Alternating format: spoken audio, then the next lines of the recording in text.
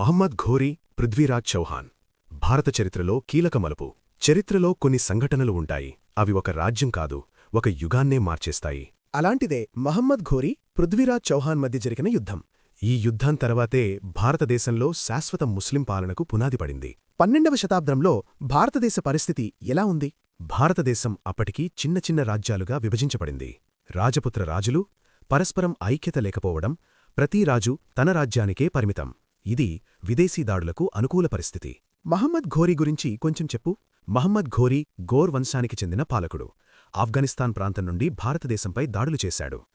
అతని లక్ష్యం కేవలం దోచుకోవడం కాదు, శాశ్వత పాలన స్థాపించడం. పృథ్వీరాజ్ గురించి? పృథ్వీరాజ్ చౌహాన్ అజ్మేర్, ఢిల్లీ ప్రాంతాల రాజు. రాజపుతులలో శక్తివంతుడైన నాయకుడు. ధైర్యం, యుద్ధ నైపుణ్యం ఉన్నా రాజకీయ చతురతలో కొంత లోపముంది.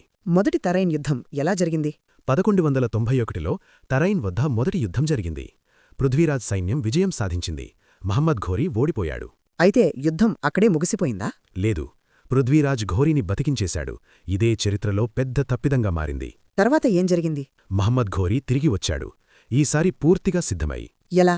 క్రొత్త యుద్ధ వ్యూహాలు, మెరుగైన గుర్రపు సైన్యం, రాత్రిదాడులు ఇవన్నీ రాజపుత్రులకి కొత్తవి. ఫలితం? పృథ్వీరాజ్ రెండవ తరైన్ యుద్ధం 1192 ఓడిపోయాడు. అతన్ని బంధించారు. ఈ యుద్ధంతో భారత చరిత్రలో కొత్త యుగం ప్రారంభమైంది. ఈ యుద్ధం ప్రభావం ఏమిటి? చాలా ముఖ్యమైనవి. ఢిల్లీ సుల్తానేట్కు పునాది పడింది. ముస్లిం పాలన భారతదేశంలో స్థిరపడింది. రాజపుత శక్తి క్షీణించింది. భారత రాజకీయ దృశ్యం మారిపోయింది. పృథ్వీరాజ్ ఎందుకు ఓడిపోయాడు?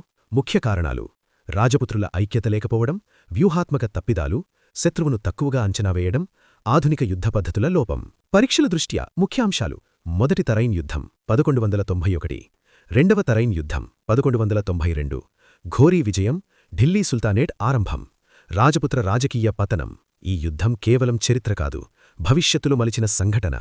చరిత్ర తెలుసుకుంటే భవిష్యత్తు అర్థమవుతుంది. మన వీడియోలు నచ్చితే లెట్స్ లెర్న్ ఛానల్ని సబ్స్క్రైబ్ చేయండి. రాబోయే పరీక్షలకి సిద్ధంకండి.